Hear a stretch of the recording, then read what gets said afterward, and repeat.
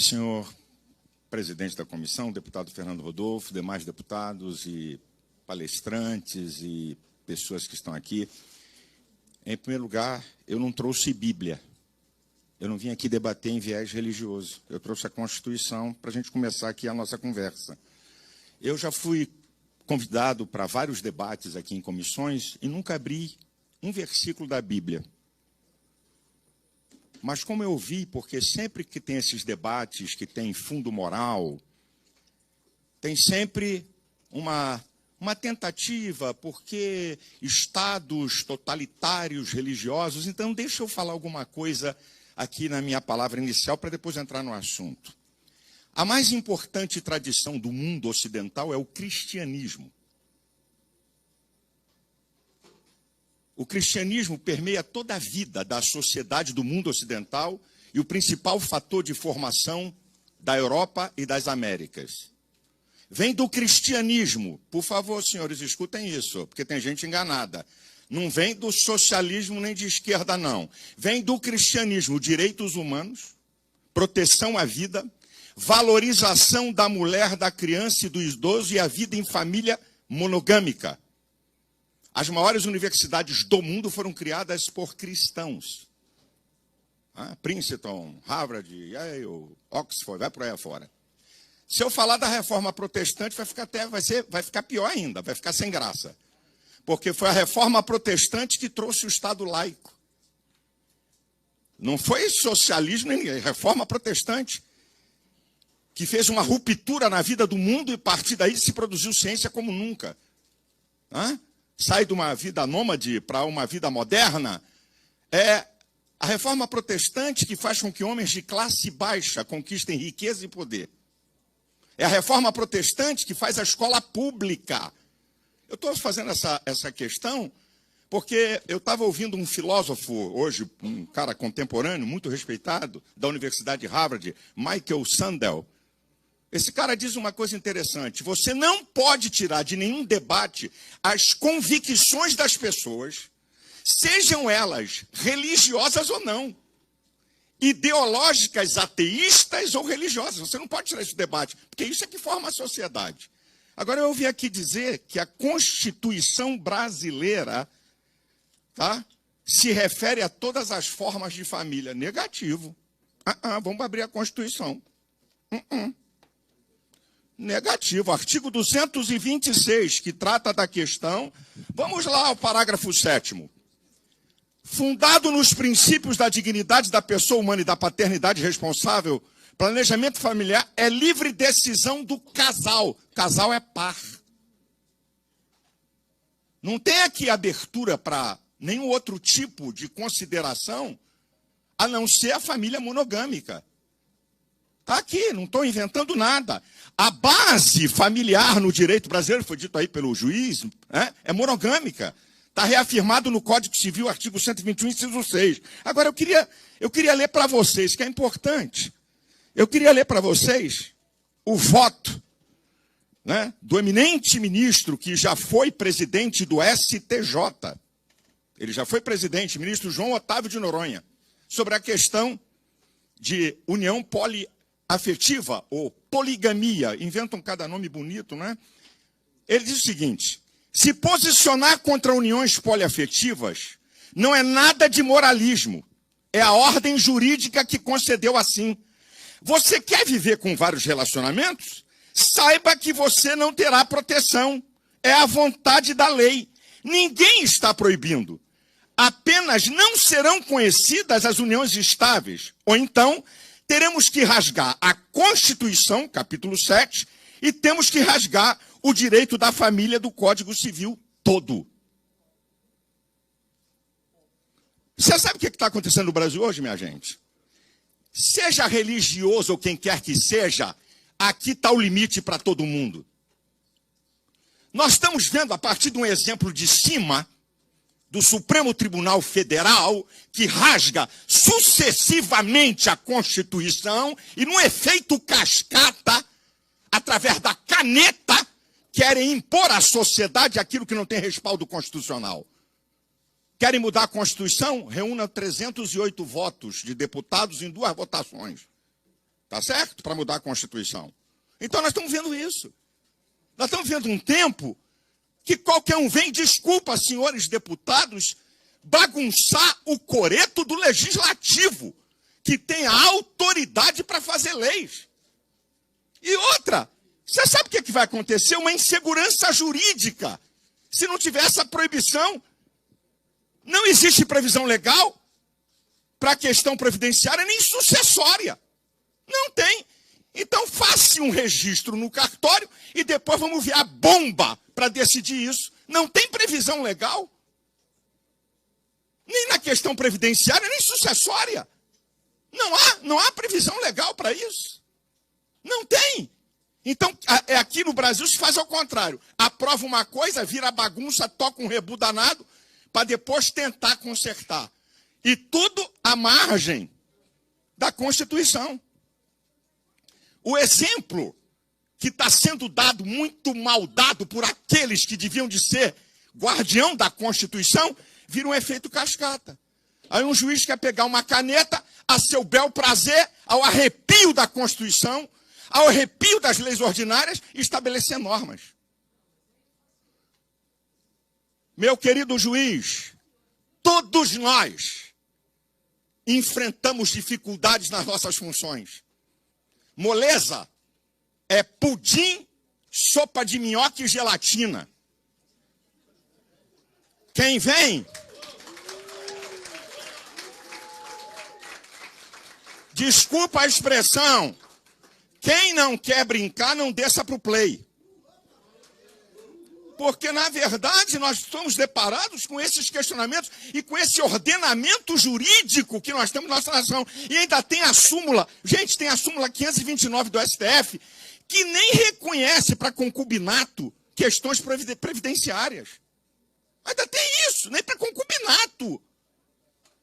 Imagina a bagunça jurídica e os problemas que vamos ter, como já acontece no Brasil, pelas essas bagunças que fazem, ao desobedecer a Carta Magna e as leis constituídas. Nós estamos vendo no Brasil, com todo respeito, senhores, um desrespeito ao poder legislativo. Os senhores têm sido sucessivamente desrespeitados. Quer que eu prove? Deputado com rede censurada. Deputado com rede censurada. Deputado preso. Rasga o artigo 53. Rasga o artigo 220, parágrafo 2º. A censura no Brasil foi abolida. Abre um inquérito de fake news sem a participação do Ministério Público, que é obrigado, é o senhor da ação penal, artigo 129 da Constituição, e abre a seu bel prazer. Não precisa de Ministério Público. Ao mesmo tempo, eu sou vítima, eu sou juiz, eu sou promotor, eu sou delegado. Nós estamos vendo isso aí. Aí o mau exemplo lá de cima vem no efeito cascata, meus amigos. Atingindo todos os níveis. Eu não estou aqui condenando o judiciário. Porque eu entendo que a maioria de juízes, desembargadores, até membros de cortes superiores, sabe? Gente séria, que está pautado, mas lamentavelmente temos mau exemplo. Então a questão aqui não é religiosa, eu não estou falando aqui de viés religioso. A proibição está baseada no que a Constituição diz. A proibição não está baseada porque algum deputado achou legal, vamos proibir e acabou. Não, porque não há respaldo jurídico. Não há norma jurídica. Há uma insegurança jurídica se isso for permitido. E o que eu estou voltando a afirmar, quer mudar a Constituição? No Estado democrático de direito, é no voto do parlamento que representa o povo, e não na caneta de juiz nenhum. São os senhores que estão sendo sucessivamente afrontados. São os senhores. A casa de leis é essa aqui. Não é a caneta de juiz nenhum, nem de membro do Supremo Tribunal Federal. Então nós temos que entender, Constituição não dá respaldo para isso.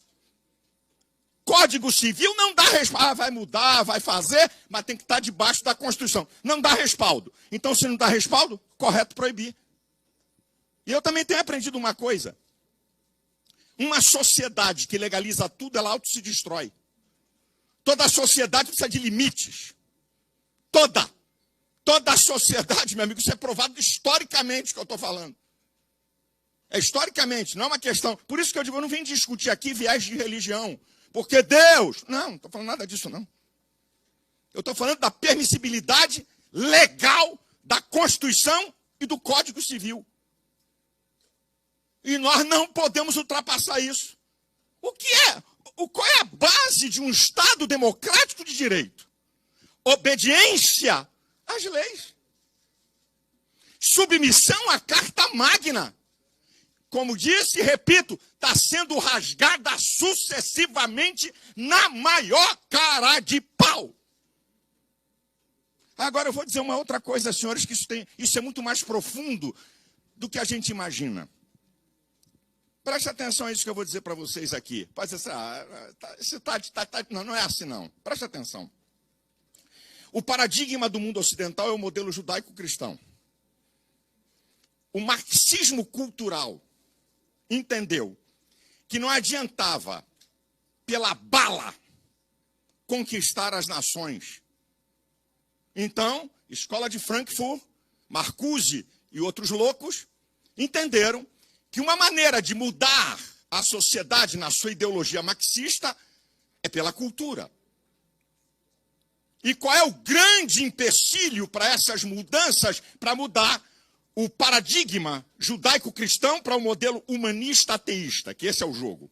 É o que está por debaixo, é o esteio de toda essa história aí. Vamos destruir a família, a base da sociedade, a base da civilização ocidental. E com todo respeito, se o paradigma do Ocidente não fosse o cristianismo, isso aqui era uma sociedade de bárbaros, com todo respeito. Então eu tenho que agradecer, não é a mim não, é o cristianismo. Se a ideologia de Marx é considerada, a ideologia cristã, muito mais, porque está de vento em popa, a dele está falida.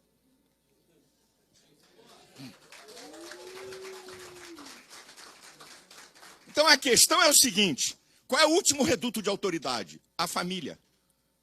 Destrói a família, homem, mulher e seus filhos, e faz uma sociedade de informes. Uma sociedade que não tem forma, de andrógenos, que não tem definição de masculino nem feminino, e não tem negócio de pai, mãe e filho, para ser dominada por uma elite política. Isso é mais profundo do que tudo que a gente está falando aqui, desse debate aqui, do campo da ideia de um decreto, de um projeto de lei. É o que está em jogo e está em curso. Então, o que nós temos que decidir, qual é a nossa ideologia, o que é que a gente acredita, se nós acreditamos que isso aqui é o parâmetro para religioso, para quem não é religioso, porque a religião não tem autonomia para fazer o que quer. A religião está aqui, está no escopo do limite da Constituição.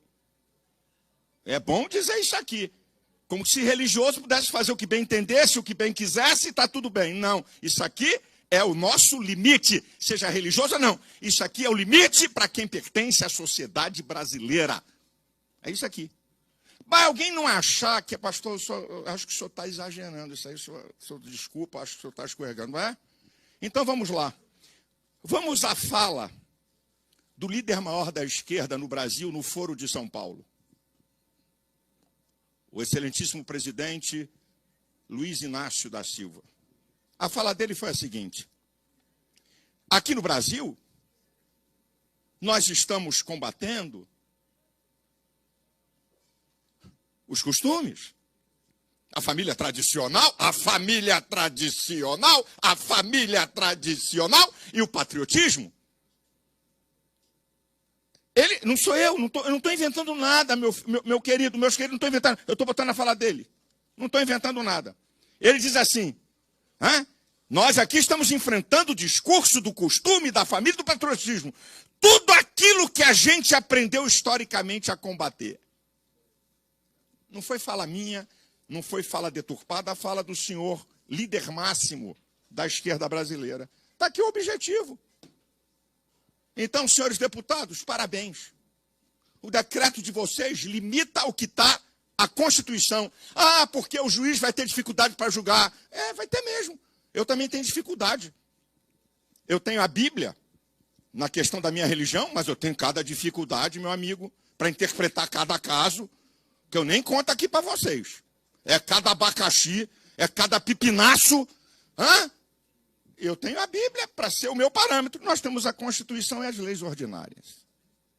Então, em respeito a nossa Constituição, em respeito a essa casa, um juiz não pode determinar aquilo que não está no parâmetro constitucional. Um juiz não pode infringir uma lei a fim de contemplar o que quer que seja, porque alguém tem costume. E olha que isso é um discurso perigoso. Porque se a gente começar a querer contemplar o que minorias fazem nesse país, nós vamos chegar a coisas absurdas e horrorosas. Então nós temos que tomar muito cuidado com esse discurso. Não, porque já tem um grupo que faz. Já tem um grupo que faz. Então, se já tem um grupo que faz, vamos apoiar, vamos aprovar. É essa a questão. Deus abençoe a todos.